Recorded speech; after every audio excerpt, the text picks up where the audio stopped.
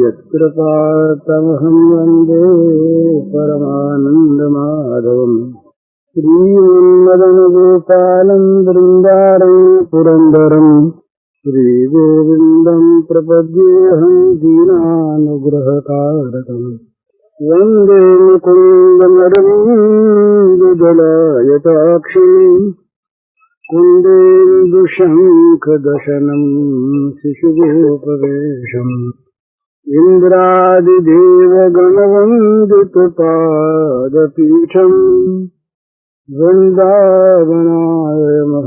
वसुदेवसूनम् नवजलधरवर्णं तं प्रकोद्भाषकरणम्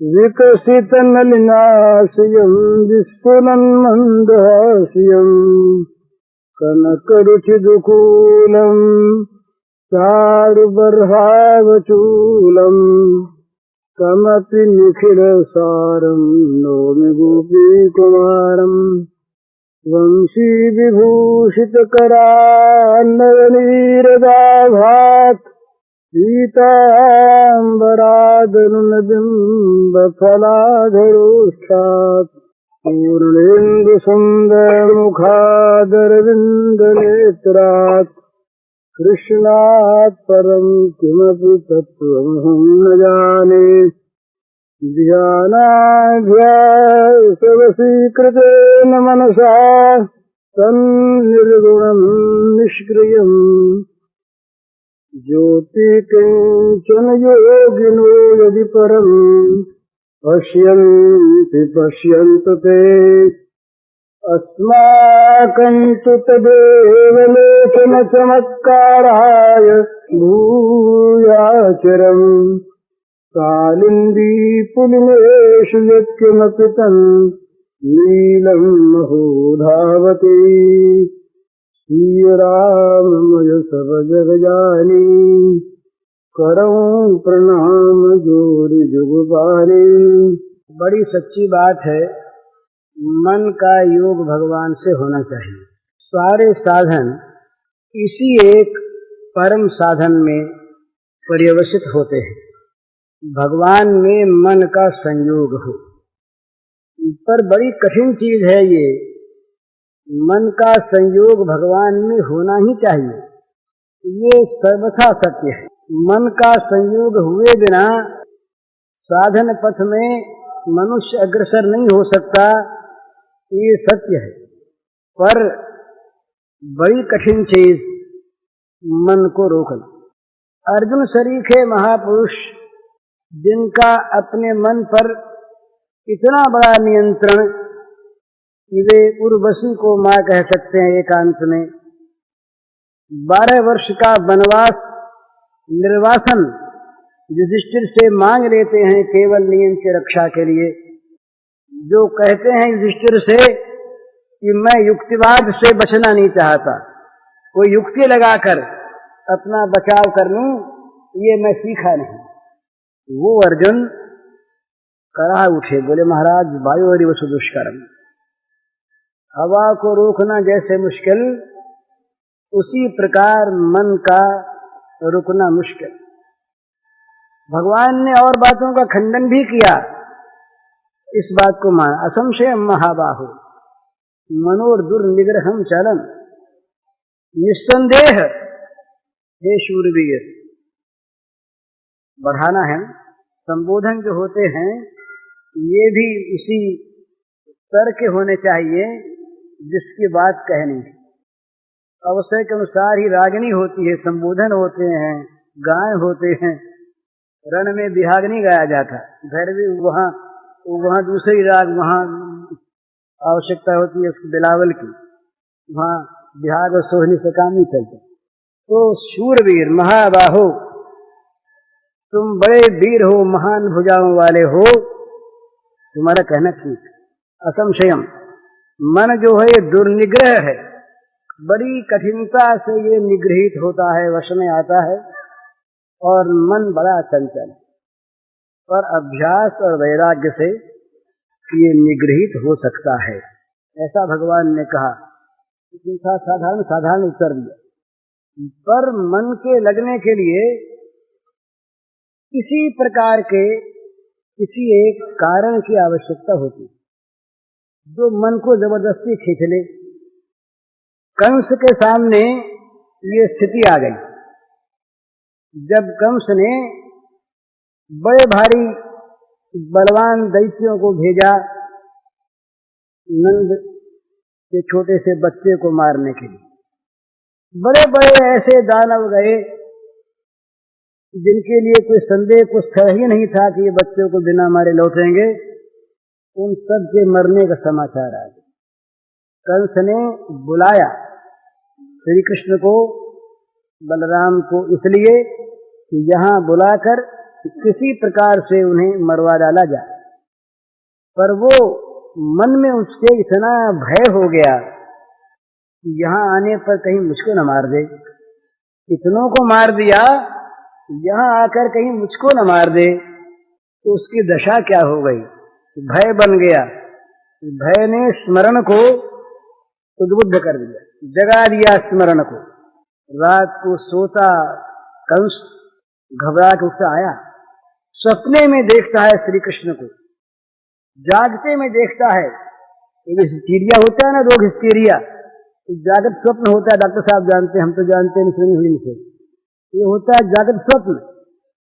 जागते हुए जैसा रे भूत दिखता है, आदमी दिखता है, सिर में दर्द हो गया, हुआ कुछ नहीं, केवल अपनी मानस कल्पना।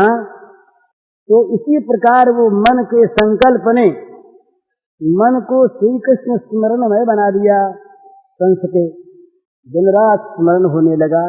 इसने साधना नहीं की, तपस्या नहीं की, भय पैदा हो गया। उस भय ने जगा दिया स्मरण को, भूल नहीं सकता था, कारण बना। जल की प्यास लग गई बड़े जोर की। अब वहां ये कहना नहीं पड़ता कि भाई जल का चिंतन करो, जल में मन लगाओ, जल के का अभ्यास करो, जल का चिंतन करो, इसमें बड़ा लाभ है। बल्कि कोई ये कहे कि तुम जल को भूल जाओ, वो कहेगा भूल तो जाए पर प्यास तो भूल नहीं देती। ये प्यास ऐसी प्रबल लगी हुई है कि 1000 प्रयत्न करने पर भी जल की विस्मृति होती है। तो उस प्यास ने, आवश्यकता ने, अनिवार्य आवश्यकता ने स्मरण को पैदा कर दिया, फिर स्थायी स्मरण हो गया। बोले भाई एक बड़ा सुंदर ग्रंथ है, निकुंज लीला का, बड़ा बढ़िया संस्कृत ग्रंथ है, प्रेम पत्तन। इसमें एक प्रसंग आता है, भगवान श्री कृष्ण मथुरा पधार गए। पीछे से श्री गोपांगनाओं की बड़ी विकट स्थिति। ये दूसरी एक चीज है कि भगवान कभी अलग जाते नहीं, प्रेमियों को छोड़कर गए भी नहीं। परंतु ये प्रेम सरिता के 2 तट होते हैं, विप्रलंभ और संयोग।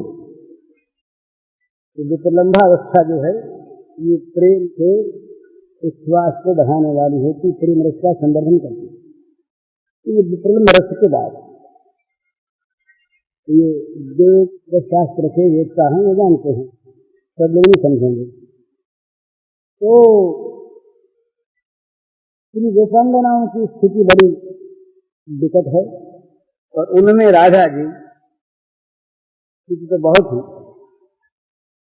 बड़ी ही शोचनीय। तो एक सखी उनको समझाती, मैं केवल भावानुवाद कहता हूँ। सखी कहती है राधिके तुम बुद्धिमती हो, जो इतना छल कर सकता है, जो इतना कपट कर सकता है, जो इतना झूठा दे सकता है, ये प्रेम राज्य के शब्द हैं। भला इनको लेकर के डरना नहीं चाहिए कि भगवान को ऐसी बात क्यों कहते हैं। भला इसका स्मरण तुम क्यों करती हो। छोड़ो, जो कुछ भी तुमको पीड़ा है ये तो उसकी स्मृति की है ना। आज भी तुम भूल जाओ, कोई था ही नहीं, तो तुम अपने घर में हो, राजपुत्री हो, समृद्धशाली तुम्हारा राज्य है, तुम जो चाहो तो कर सकती हो, तुम व्यर्थ में रोकर अपने जीवन को क्यों बिगाड़ रही हो? समझो। बड़ी युक्तियों से सखी ने समझाया। इसमें राधिका ने उत्तर दिया एक ही, सखी मैं चाहती हूँ भूल जाऊँ, मैं याद रखने का अभ्यास नहीं करती और याद रखने की इच्छा नहीं करती, बल्कि मैं ऐसा चाहती हूँ कि ये स्मरण न हो, परंतु मेरा इतना मन उनके अनुराग से भर गया कि दूसरी वस्तु मेरे मन में आती ही नहीं। मैं करूं तो क्या करूं? किसी भी दूसरी वस्तु को मन में लाने के लिए प्रयत्न करने पर भी दूसरी वस्तु विलुप्त हो जाती है मेरे सामने से, मेरे मन की वृत्ति से। मेरे मन के सामने दूसरी वस्तु का अस्तित्व नहीं रहता, दूसरी वस्तु की सत्ता मिट जाती है मेरे मन के सामने आते ही। मैं क्या जानबूझ के याद रखती हूँ? ये प्रीति, भय, आवश्यकता और प्रीति, इन तीनों में से कोई एक जाग जाए। भय तामस है, आवश्यकता राजस है और प्रीति सात्विक है साधन काल में। नहीं तो प्रीति गुणातीत है, प्रेम गुणातीत होता है, गुणमय नहीं होता। तो मन लगाने के लिए आवश्यकता है किसी आधार की, बिना आधार के मन नहीं लगता। वो आधार हम लोगों के लिए तो यह है कि भाई मुक्ति मिलेगी, बंधन में है, बंधन का दुख मुक्ति के सुख को सामने लाता है और मुक्ति का सुख भगवान में मन लगाने से, भगवान के स्मरण से होगा, इसलिए स्मरण करते हैं। ये भी एक कारण है। मुक्ति की अगर तीव्र वांछा हो जाए, भगवान शंकराचार्य ने वेदांत सिद्धांत संग्रह में मुमुक्षा के भेद किए हैं, मोक्ष की इच्छा के भेद किए हैं। मोक्ष की इच्छा तीव्र तीव्रतर तीव्रतम होती है, मध्य मध्यतर मध्यतम होती है। तो इसी प्रकार वो जो अगर अत्यंत मंद है, मंद मंदतर मंदतम, मंदतम यदि मोक्ष की इच्छा है, मुमुक्षा है, तो वो उसका मन नहीं लगता। ये नहीं लगता कि भाई 100 चीज घर में है वो भी आ जाए, घर में बाजा भी है, घर में जूते भी रखे हैं, घर में अलमारी भी है, तो घर में भगवान भी रहे, क्या हर्ज है? एक चीज अच्छी चीज है तो बढ़िया चीज वो भी घर में रहे, शोभा बढ़ाएगी घर की। और न हुई तो कोई बात हो नहीं, कोई काम को अपना अटका है ही नहीं, न सही। ये मंद मंद मंद कम इच्छा का रूप बताया, जिसके न आने पर किसी प्रकार की हानि की कल्पना नहीं होती, मिल जाने पर शोभा बढ़ने की कल्पना होती है। इस प्रकार की इच्छा मंद इच्छा। तो इस मुमुक्षा में भी भेद है।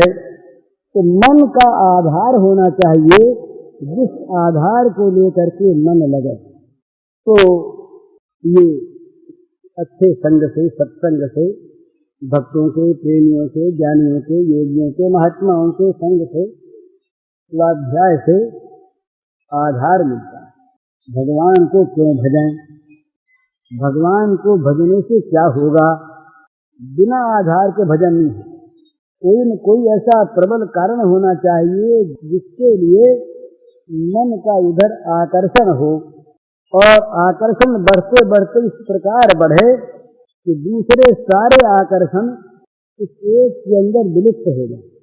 यही साधना की उनकी स्थिति है, जहाँ दूसरे सारे के सारे पदार्थ, दूसरी सारी इच्छाएं, दूसरी सारी आवश्यकताएं उस एक में अपने को विलीन कर दे।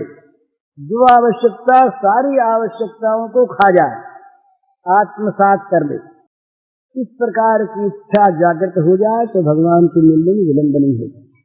तत्काल फिर स्मरण तो महाराज अपने आप होता है। तो स्मरण कैसे हो? स्मरण क्यों हो? तो या तो भय से हो, या आवश्यकता से हो या प्रीति से हो, जिसमें मन को कुछ प्रसन्नता मिले। मन चाहता है आनंद स्वाभाविक, तो भगवान ने बड़ी सुंदर बातें कही हैं शास्त्रों में, ऋषियों ने, कि भाई भगवान की लीला कथा बड़ी सुंदर, ये आधार बड़ा अच्छा, इसमें मन लगता है। इसलिए प्राचीन काल में एक नियम था भला, ये नियम बड़ा सुंदर था। कथाएं होती थी हर जगह, गुरु शिष्य के समुदाय का उपदेश नहीं होता था हर जगह। कथाओं में 87 हजार श्रोता इकट्ठे होते थे, हरि कथा। पर जहाँ किसी साधन का उपदेश है, मार्ग का निर्देश है, वहाँ अधिकारी शिष्य के सामने अधिकारी गुरु को 101 साल तक इंद्र को ब्रह्मचर्य का पालन करना पड़ा। तब ब्रह्मा ने ज्ञानोपदेश किया। इंद्र आए, महाराज बोध चाहिए, ज्ञान चाहिए। बोले पात्र हो, परीक्षा करो गुरुदेव। अच्छा 32 वर्ष ब्रह्मचर्य का पालन करते, कथा उपनिषद की है। 32 साल तक ब्रह्मचारी बन के इंद्र रहे भला, जो स्वर्ग के भोगों में रचे पथे। तो जब तीव्र इच्छा जागृत हुई तो भोग रह गए एक तरफ। 32 साल पूरे हुए, फिर आए, देखा अभी अधिकारी नहीं, बोले फिर 32 साल बैठे, फिर 32 साल बैठे। तीसरी बार आए, बोले अब महाराज उपदेश, बोले अभी अधिकारी नहीं मालूम होते, फिर 32 साल बैठे, फिर 32 साल बैठे, 96 वर्ष। चौथी बार आए, बोले महाराज अब कुछ कसर मालूम होती है, 5 वर्ष और बैठे। 101 वर्ष ब्रह्मचर्य का पालन इंद्र कर लेते हैं, तब इंद्र को ब्रह्म का उपदेश होता है। उपदेश होते ग्रहण हो जाता है, पात्र हो गया ना, ग्रहण करने योग्य पात्र बन गया, ग्रहण कर लिया। चल्लू में पानी भरते रहिए, नीचे बहता रहेगा, टिकेगा थोड़े ही। इसके लिए ठोस पात्र चाहिए। एक शिष्य गए गुरु के पास, वो देखते थे किसमें किसमें क्या दोष है। डॉक्टर देखता है ना, निदान करता है कि भाई इसके क्या रोग है, उस सब तरह की परीक्षा करके निदान करता है क्या रोग है, उसकी दवा सोचता है। तो एक सज्जन गए गुरु के पास, गुरु ने देख लिया कि ये चीज है। हाँ भाई तुम तो गुस्सा है, बहुत ऐसा मालूम होता बोले नहीं आता है। तो बोले अच्छा साल भर तक गुस्से पर विजय प्राप्त कर, क्रोध पर विजय प्राप्त करके साल भर के बाद आओ और नहा के आना। साल भर के बाद वो नहा करके आए। गुरु जी ने नौकरानी से कह दिया कि देखो एक काम करना, ये जब नहा करके आवे तो इनके बगल से झाड़ू देना, जिससे थोड़ा सा गर्द उड़े, ऊना नहीं। अब ये नहा करके तैयार होकर के उपदेश प्राप्त करने के लिए गुरु के समीप आने लगे। नौकरानी ने जरा सी गर्द उड़ा दी, इस लगी गर्द गुस्सा मारने दौड़े, वो भाग गए। शांत होकर गुरु के पास आए, गुरु महाराज बोले तुम मारने दौड़ते हो? अभी तो भैया मारने दौड़ते हो, साल भर फिर तैयार हो, अपने को अधिकारी बनाओ। दूसरे साल फिर नहा धो के आने लगे तो गुरु जी ने कहा अब उसको मेहरानी को आज एक काम करना, जरा झाड़ू छुआ देना। जिस झाड़ू से मैला साफ करती, पूरा साफ करती है, जरा सा वो झाड़ू छुआ दे। बोले मारेगा तो? बोले मारेगा नहीं, तुम छुआ। तो वो आए, समीप पहुंचे, मेहरानी खड़ी थी, झाड़ू छुआ दिया। 10-5 दुर्वचन कहे और मारने को तो नहीं दे रहे, बसे खूब गाली दी। जब आदमी क्रोध में आता है तो कहे तो बस। आए गुरु जी के पास, बोले महाराज बोध प्राप्त हो, 2 वर्ष हो गए। बोले अभी तुमको बोध प्राप्त हो, अभी तुम गाली रखते हो?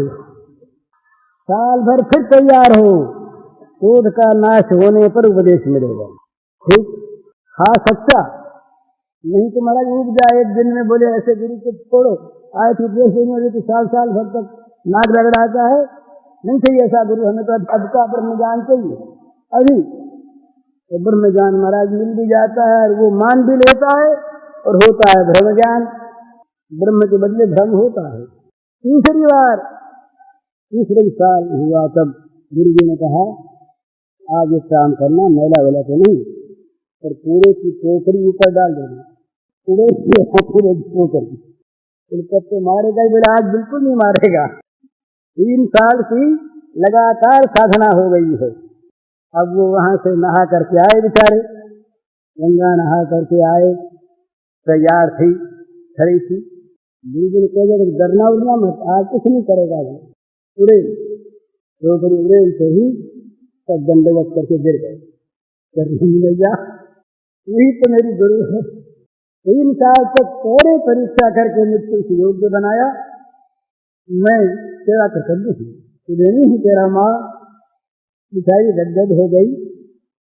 फिर नहाने गए, नहा करके आए। गुरु जी ने कहा तुम योग्य हो गए, आज तुम अधिकारी हुए, आज तुमको जान दिया गया।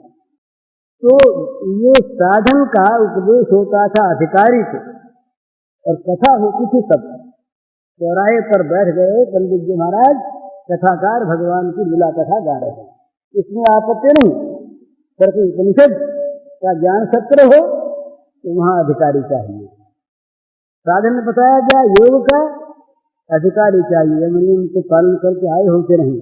योगी से पूछता नहीं तो कहीं इतना स्खलन होगा कि गिर जाएगा, नहीं तुम योग्य है।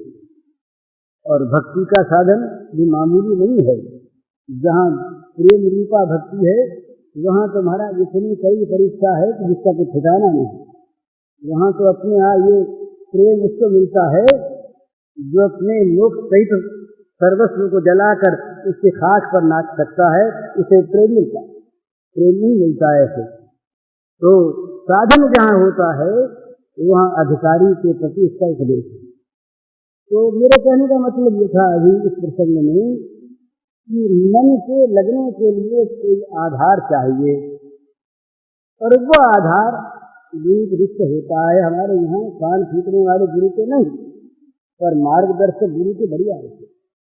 गुरु के बिना काम नहीं होता। गुरु वो जिस चीज को जानता है और बता सकता है और ले जा सकता है, वो गुरु। मैंने जिस चीज का जो एक्सपर्ट है, अनुभवी है, जिसने अध्ययन किया है, उस चीज को प्राप्त ही तो बताएगा ना। केवल पोथी पढ़ने वाला कैसे बताएगा? इसके साथ साथ इसका प्रैक्टिकल ज्ञान होना चाहिए, तब बताएगा।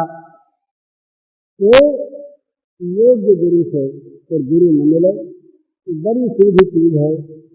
आधार के लिए भगवान से प्रार्थना, और इन आधारों में सबसे बड़ा आधार एक हमारे वैष्णवों ने माना है, बड़ा सुंदर। और उन्होंने तो नहीं माना, उनको तो अच्छा लगता है। भगवान के साथ संबंध जोड़िए, भगवान को माँ बना ले, बाप बना ले, भाई बना ले, बेटा बना ले, मालिक बना ले, नौकर बना ले, पति बना ले, पत्नी बना ले, कुछ भी बना ले, उनके साथ अपने मन से एक संबंध जोड़ ले।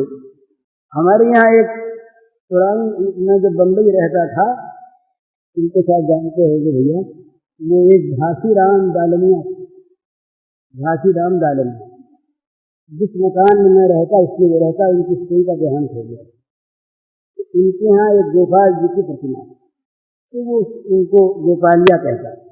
गोपालिया बच्चा, छोटा बच्चा है तो गोपालिया। तो वो खानसवाड़ी में रहते, नीचे मकान में रहता, और वो दलाई वगैरह किया करता। तो दिन में 4-5 बजे आता, संभालने से कभी पानी खिलाना है, कभी देखना है, तो कभी कुछ। तो मैंने पूछा कि बार बार भाग क्यों आते हैं? अरे बोले भाई जी इसको भूख लगी है, गोपालिए थे, तो कहीं प्यास लगी हो और कहीं गर्मी लगती हो, तो बिना संभाले कैसे काम चलेगा? अब वो बड़े आदमी समझ सकते हैं कि भला भगवान को क्या भूख लगेगी, भगवान क्या खाएंगे, भगवान ये तो सब मंद अधिकारियों की बातें हैं, और ये मीठी बातें मीठी नहीं, यही तो जादू है जो निष्काम में कामना पैदा कर देता है, जो आत्म काम को कामी बना देता है, जो नित्य तृप्त को तृप्त बना देता है। ये प्रेम, यही तो चीज है। स्नान का भगवान ने पत्रम पुष्पम फलम सोयम यो मे भक्त्या प्रयच्छति तदहम भक्ति भरतम स्नान प्रयतात्मन स्नान का खाता हूँ। इसका ठीक ठीक यही श्लोक भागवत में सुदामा के प्रसंग में भगवान ने श्री मुख्य का ये कीड़ों के दाने ये जिस प्रेम से सने हुए हैं, ये तो सारे विश्व को तृप्त करने के लिए पर्याप्त है। तुम मेरी बात कहते, दीन करके पड़े हुए वहां पर फर्श पर खड़े खड़े मिट्टी चबा गए हैं। तो क्या थी? प्रेम। प्रेम से दी हुई चीज तो वो कैसे देखा लिया। तो दिन में 4-5 बार आते, कभी भोग लगाते, कभी पानी पिलाते, कभी हवा करते। इसके बाद वृंदावन आ गए। वृंदावन में एक महात्मा थे राम प्रसाद जी, चुरावा के थे उनके, उनका नाम फिर हो गया था राधिका दास जी। संस्कृत के बहुत बड़े पंडित रहे, कवि भी रहे, संस्कृत के भी और हिंदी के भी, और वृंदावन के बड़े रसिक थे। तो उनके पास वो बहुत मानते हैं उनको, राधिका दास जी घासी राम को बहुत मानते। एक दिन बोले, जब तो गोपालिया रोज कहता है अब हमारे साथ ठीक है, रोज कहता है हमारे साथ है तो चलो। तो राधिका दास जी कहते क्या जल्दी है, यही खेलो इसके साथ। ये कहता है रोज रोज कहता है, रोज कहता है, जब भोग लगाते तब कहता है चल साथ मेरे, और चल साथ मेरे। तो राधिका दास जी एक दिन कह दिया, बोले जब इसकी साथ उठाओ। बिल्कुल। तो मेरे जमुना जी नहाने गए, वहाँ एक पत्थर पर, एक पत्थर के नीचे कागज लिखा मिला कि गोपालिया के साथ खींचा रहा है। अब वो कहाँ गए क्या गए हम नहीं जानते, हमारा विश्वास कहता है कि गोपालिया के साथ गए। क्योंकि एक चीज बड़ी सुंदर चीज है, एक जगत असत है और भगवान सत। जो है उसका कभी अभाव नहीं होता। किसी देश में, किसी काल में, किसी समय, किसी के लिए जो है उसका अभाव नहीं होता, और जो नहीं है उसकी सत्ता नहीं होती। ना सतो विद्यते भावो, ना भावो विद्यते सतः। असत का कभी होना पना नहीं और सत का कभी न होना पना नहीं। आज हम भगवान को छोटा सा बच्चा मानकर और उसकी लीला देख रहे हैं, मन से ही देखते हैं। मैं तो ध्यान बताया करता हूँ लोगों को, मुझे सही लगता है, तो ये ध्यान लगाओ। तुमको बढ़िया बात बताऊं, घर में बच्चों को देखते हो ना, बच्चे खेलते हैं, बच्चे खाते हैं, बच्चे रोते हैं, बच्चे जिद करते हैं, बच्चे अड़ जाते हैं, ये तो देखी हुई चीज है ना।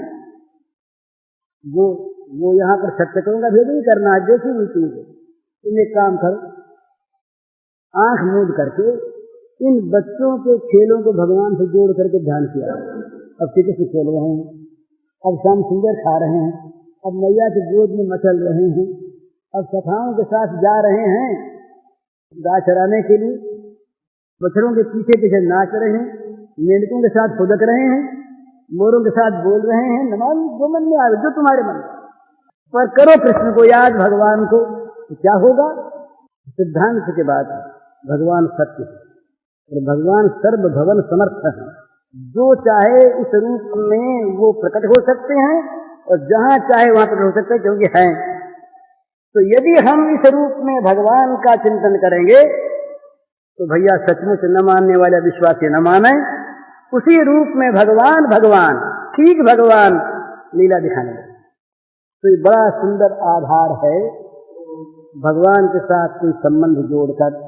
बच्चे ही माने, बच्चा खेलने लगेंगे, सचमुच खेलने लगेंगे आकर के गोद में, और सचमुच वो इसी प्रकार से बर्ताव करेंगे मैया मैया यशोदा मैया के सामने। अब भागवत के इन प्रसंगों को लोग जब कहते हैं तो फिर उनको या तो दूसरी कथा बदलनी पड़ती है, या कहनी पड़ती है भगवान की माया थी, या कहना पड़ता है ऊपरी बात थी, या कहना पड़ता है मानवी लीला थी थोड़े दामोदर बंधन लीला में महाराज। ऐसी बढ़िया वो कथा है। पहले दूध काम होता, दूध की कामना ऐसी जाती है कि मैया की मथानी पकड़कर चढ़ जाते हैं गोद पर, रोक लेते हैं मथती हुई मैया को, तो कहते हैं दूध पिलाना पड़ेगा, नहीं मानूंगा मैं, इतनी भूख लगती, इतनी कामना होती दूध की। तन्य काम वहाँ भगवान के लिए नाम दिया गया। जब मैया उठा के नीचे रख देती है श्याम सुंदर को, और जाती है दूध देखने, तो संजात क्रोध उत्पन्न होता है और क्रोध के मारे अपने होश काटने लगते। मेरे नाट्य था, नाट्य तो अकेले में नहीं, थोड़ी होता है नाट्य। वहां मैया तो देख नहीं रही थी, तो क्या गुस्सा आया उनको, विसर्जन नहीं आ सकता। तो ये क्या था? ये भगवान की प्रेम वश्यता थी, माया नहीं, प्रेम वश्यता। क्रोध आया, जब मैया को आके देखा तो भगे, छिप गए जा करके मक्खन की कोठरी में, नवनीत भंडार में। भय हुआ, भय के बाद फिर क्या हुआ? भय और बड़ा। मैया जब छड़ी लेके आई तो लगे कांपने दौड़े, पलायन हुआ। भय के बाद पलायन हुआ। पलायन के बाद मैया ने कहा कि पकड़ूंगी जरूर, बड़ा शरारती हो गया। मैया ने पकड़ के बांध लिया, बंधन हुआ, भगवान का बंधन हो गया। और जब बांध करके लेकर के लखटिया हाथ में मैया जब डराने लगी तो रोने लगे, क्रंदन हो गया। ये सब क्या चीज है? ये क्या मिथ्या है या केवल माया है, नाट्य है, दंभ है? कुछ नहीं, ये भगवान का सत्य स्वरूप इस रूप में प्रकट है, यहाँ इस रूप में लीलायित है। तो उनके साथ संबंध जोड़ लो आप किसी प्रकार का, फिर मन न लगे ये हो नहीं सकता। मन को तो वो इनका नाम महाराज, इनके नाम का तो सीखने वाला कृष्ण का अर्थ यही होता है, जो बरबस सीख ले, एक बार इसको साथ लो तो बरबस सीख ले। महाराज इस प्रकार का जो आकर्षक इसका रूप है कि जिसने देखा ठीक है। ऋषि मुनियों में बड़े बड़े भीष्म, ये महाभारत में आया, भीष्म, द्रोण, व्यासदेव, जब चेहरे के देख लेते तो महाराज की आंखों की पलकें पड़नी बंद हो जाती, देखते रह जाते। तो उनके सौंदर्य माधुर्य की ओर, उनकी रूप छटा की ओर एक बार यदि हम मन को लगा दें, किसी संबंध को लेकर के बेटे ही बना लें, कोई बात नहीं। श्याम सुंदर हमारा बेटा, हम बात कोई बात नहीं है, बेटा बेटे जो यहाँ है कौन? अरे आज हमारा जो बेटा है उसके आत्मा में कौन है? दूसरा है। बेटा बन के सारे जगत में तो सबके बेटा कौन बना हुआ, सबका बाप कौन बना हुआ है? भगवान की दृष्टि से क्या भगवान का है क्या? तो लेकिन अपनी साधना के लिए बेटा बना ले। ये कहने ठीक, हम बेटे ठीक, पिता की वहां के आज्ञा मानेंगे। नंद बाबा, दशरथ महाराज, वसुदेव जी, क्या कहेंगे उनके भाग्य का, उनके बेटे और बड़े आज्ञाकारी बेटे। पिता का संकल्प है, पिता ने आज्ञा नहीं दी, पिता ने कह दिया था कैकेयी से कि तुम्हें 2 वरदान देने हैं, जो मांगोगी सो। कैकेयी ने मांग लिया वनवास और भरत का राज। पिता नहीं कहते कि हम कहते अपने मुंह से, पर सत्य संकल्प स्वयं पिता के सत्य की रक्षा के लिए कहाँ राज्य और कहाँ वन में चले जाते, ऐसे पिता से आज्ञा था। साक्षात भगवान परात्पर ब्रह्म, क्यों संबंध? तो भगवान के साथ कोई संबंध जोड़ लीजिए आप, जिससे जोड़ है हर संबंध में अभी वही है। इस संबंध को जरा सा आप ताजा कर लीजिए। ये संबंध बड़ा अच्छा, आत्मा है ही, ये सबका संबंध है, पर आत्मा का संबंध एक व्यापक है ना, इसलिए वहां पर ठीक ठीक मन लगता नहीं। ये तो है ही, ये तो है ही। अहम आत्मा गुडाकेश सर्वभूताश्व स्थितः, सारे भूतों के, सारे प्राणियों की हृदय में आत्मा रूप से मैं ही तो विराजमान हूँ। क्षेत्रजन सातमान बुद्धि, क्षेत्र जो दृष्टा है वो नहीं तो हूँ, भगवान है। तो आत्माकार वृत्ति तो होती नहीं, संबंधाकार जल्दी होती। और संबंधाकार में एक नई बात ये होती है, इसी संबंध के अनुसार भगवान व्यवहार करने लगते। दूसरे इसे देख करके कहते हैं भाई क्या बात है, ऐसा व्यवहार भगवान का हो नहीं सकता। वैकुंठनाथ भगवान विष्णु, ऐसी सुंदर बात भागवत में कही। दुर्वासा से बोले, जब दुर्वासा जी चक्र के भय से दौड़ते हुए सारे लोगों में कहीं आश्रय न पाते हुए वैकुंठ में पहुंचे, अबाध गति, बड़ी तीव्र तपस्या, पहुंच करके बाहर से लगे पुकारने, त्राही महाराज बचाओ बचाओ। भगवान ने कहा, अरे ब्राह्मण देवता हम नहीं बचा सकते। कहन गया ब्राह्मण, अरे राम राम राम। प्रश्न था क्यों? तो बोले, अहम भक्त पराधीनो यस्वतंत्र द्विज साधु हृदय भक्ति भक्त जन प्रिय। बोले ब्राह्मण देवता, मैं तो पराधीन हूँ, भक्त के पराधीन हूँ, मैं स्वतंत्र हूँ। अब जो परम स्वतंत्र है उनके वाक्य हैं भला, परम स्वतंत्र के वाक्य में स्वतंत्र नहीं, मैं भक्त के अधीन हूँ। दुर्वासा के मन में जिज्ञासा उठी कि भगवान अधीन क्यों है? क्या बात? उत्तर देते हैं भगवान, ये दारागार पुत्राप्तान प्राणान वित्त निमम परम हित्वा माम शरणम यातः कथम तांश्च मुक्त है।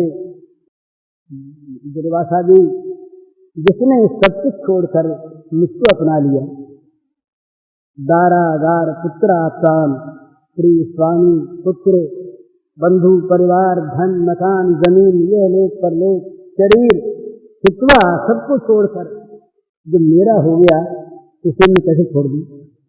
इसके आगे जाकर फिर एक और बड़ी बढ़िया बात कहते हैं कि महाराज एक और कहता हूँ, ऐसे जो भक्त हैं वो मेरे इतने हो गए हैं कि मैं केवल उनका हो गया। महाराज ये कैसे? अब भगवान जो सर्व ज्ञान स्वरूप हैं वो क्या कहते हैं? उनके शब्द हैं, साधु हृदय मह्यम साधु नाम हृदय स्वहम मदन नित्य न जानन्ति नाहम तेभ्यो मनागति। वो भक्त मेरा हृदय, मैं उनका हृदय। वो जानते हैं केवल मुझको और मैं जानता हूं केवल उनको। कहीं तो जानते ही नहीं। नाहम तेभ्यो मनागति, वो जानते हैं केवल मुझको, मैं जानता हूं केवल उनको। जहां भगवान के साथ संबंध जोड़ेंगे, किसी संबंध से भगवान अपने को हमारा बनाकर काम करेंगे। अर्जुन के सखा अर्जुन की लाज शर्म सारी छोड़कर रथ की बाग डोर लेके बैठ गए हाथी। जिनकी अगर पूजा होती है राजसूय यज्ञ में, भीष्म के सामने और व्यास के सामने, वो रथ की बागडोर लेके बैठ गए, रथ हाँकने लगे। क्या था? सखा थे अर्जुन। अर्जुन अपने थे, अर्जुन मित्र थे। मित्र का कोई काम कर देने में भी जरा भी लज्जा की बात नहीं। उसी प्रकार का संबंध भगवान जोड़े। संबंध यहाँ पर जोड़ लेते महाराज। महाभारत को अच्छी हमने को संपादन करके देखा, इतना बढ़िया। यहाँ तक बोल जाते हैं कि पांडवों के बैरी मेरे बैरी हैं, एक दो जगह नहीं, और पांडव मित्र मेरे मित्र। अगर अर्जुन को मारने कोई आया तो मैं तहस कर दूंगा, मेरा शत्रु है, याद रखो। अब जो सबके मित्र हैं, सबकी आत्मा है, सबके अपने हैं, वो ऐसी बात कैसे कहते हैं? क्या भूल से कहते हैं? क्या आवेश में आ गए? क्या भगवान नहीं है उस समय? क्या ये केवल माया है? कुछ नहीं, ये भगवान का स्वरूपभूत गुण है कि वो प्रेम परवश हैं, ये स्वतंत्र हो। यही तो भगवान की भगवत्ता है कि जिनमें दो विरोधी गुण एक साथ एक समय रह सकें, वो भगवान। अनुरणीया महतो महिमान, ये देखिए बात ध्यान में आवे कैसे? जो महान से महान हो, क्षुद्र से क्षुद्र, ये हो कैसे? महान से महान क्षुद्र होगा कैसे? और क्षुद्र महान से महान होगा कैसे? पर वो ऐसे ही है। अनुरणीयाम, ह्रस्व वही है, दीर्घ वही है, रात वही है, दिन वही है, दिन में वही है, रात में वही है, सृजन वही है, संहार वही है। दोनों गुणों में साथ वर्तमान रहते हैं। तो भगवान के साथ एक संबंध जोड़ने की आवश्यकता है। ये संबंध जोड़े, कौन कैसा जोड़े ये बताने की आवश्यकता नहीं। अपने मन से आत्मा बोल के जोड़े, ब्रह्म बोल के जोड़े, मित्र बोल के जोड़े, पुत्र बोल के जोड़े, पति बोल के जोड़े, किसी प्रकार से भी भगवान के साथ संबंध जोड़े जो मन से लगने का एक आधार हो जाए। तो संबंध में होता है प्रीति का। ये मैं तीसरी बात पर बोल रहा था। आवश्यकता की बात कर भी नहीं और बहुत तामसिक। प्रीति के, प्रेम के अलग अलग इसके स्वरूप होते हैं। जो प्रीति बड़ों के प्रति होती है उसे हम भक्ति कहते हैं, जो प्रीति छोटों के प्रति होती है उसको हम वात्सल्य कहते हैं, स्नेह कहते हैं। जो प्रीति मित्रों में होती है उसे हम सख्य कहते हैं। जो प्रीति आपस के संबंध को लेकर ये भाई भाई में होती है उसे बंधुत्व कहते हैं। स्त्री और पुरुष की प्रीति को हम प्रेम कहते हैं। भिन्न भिन्न नाम हैं। आत्मा की प्रीति को हम आत्मस्वरूप कहते हैं। ये भिन्न भिन्न नाम हैं और ये प्रीति सारी आत्मा में ही होती है, अन्यत्र होती नहीं। उपनिषद में प्रीति शब्द आया है, प्रेम शब्द आया है, प्रिय आया है, काम शब्द आया है। तो इनका अर्थ यही है कि प्रीति में किसी भाव से भी हम उनमें आसक्त हो जाएं, अपनी अपनी प्रीति इसमें जोड़ दें। बेटे में आसक्ति है, उसके बाद बेटा भगवान को मानो, भगवान में आसक्ति हो जाए। बेटा बोल के भगवान में आसक्ति हो, मित्र बोल के भगवान में आसक्ति हो। आसक्ति जब भगवान में होती है उसका नाम होता है वास्तविक प्रेम, और भोग में होती है तो उसका नाम होता है राग, आसक्ति। ये फंसाने वाली होती है तो वो सारे बंधनों को काटने वाली होती है। भगवान की आसक्ति जगत की सारी आसक्ति के बंधन को काट देगी। तो उनमें आसक्ति हो, उनमें हमारा अनुराग हो, इसलिए किसी भाव से हमें प्रीति करना है। तो प्रीति में संबंध जोड़ लेना है, बिना संबंध के प्रीति टिकती नहीं। ऐसे प्रीति कर गुण को देखना नहीं। ये बड़ी सुंदर चीज है, प्रीति में गुण नहीं देखा जाता। जो प्रीति गुण गणित होती है वो गुण में प्रीति होती, व्यक्ति में नहीं होती। ये बड़ा रहस्य है, प्रेम का रहस्य जो है। प्रेम में गुण की कोई महत्ता नहीं है। प्रेम में तो हृदय के भाव की महत्ता है, गुण की महत्ता नहीं। गुण देख कर जो प्रीति, आज गुण दिखे तब तो प्रेम, वो गुण न दिखा तो प्रेम नहीं। तो वो गुण से प्रेम है, गुण में आसक्ति है, इसमें आसक्ति नहीं। वो चाहे कोई हो, जैसे अपने यहाँ कहते हैं कि पतिव्रता का पति कैसा भी हो वो पति है, दूसरा कोई है ही नहीं उसके लिए। इसी प्रकार प्रीति में, प्रेम में गुण की अपेक्षा है और कामना की अपेक्षा नहीं। जहाँ कामना होती वहाँ प्रीति नहीं होती। वहाँ तो पद पद पर कामना का संकल्प आता है, ये काम इससे पूरा होगा कि नहीं होगा तो और किसी को देखे। कामना किसी एक पर टिकने नहीं देती। कामना तो चाहती है उस वस्तु को ना, किसी साधन पर भी कामना नहीं टिकने देगी, अगर वो लंबा हो जाएगा तो प्रीति ये संबंध को लेकर के होती है। तो हमारी भगवान से प्रीति हम किसी प्रकार जोड़ लें तो अपने आप याद आएगा भगवान। भगवान याद आएगा प्रीति से। प्रीति जहाँ होती है उसकी विस्मृति नहीं है। और विस्मृति, फिर ये स्मृति कैसे होनी चाहिए? स्मृति का स्वरूप बताते हैं।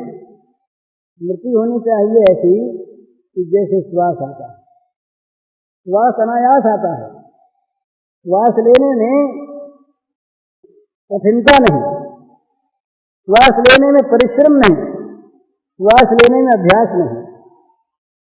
श्वास जीवन है। श्वास न आवे तो व्याकुलता आ जाए, श्वास आवे तो स्वाभाविक चीज है, जीवन है। श्वास के बिना जी नहीं सकते।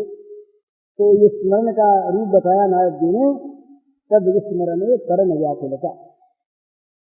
स्मरण का ये रूप, एक क्षण भर के लिए भी अगर भगवान को भूल गए तो भूलने के समय में परम व्याकुलता हो जाए। जैसे मछली को जल से निकाल लिया, जैसे हमारा दम घुट गया, कहीं श्वास की नली में कुछ फंस जाए, श्वास रुक रुक के आने लगे तो कितनी तकलीफ होती है।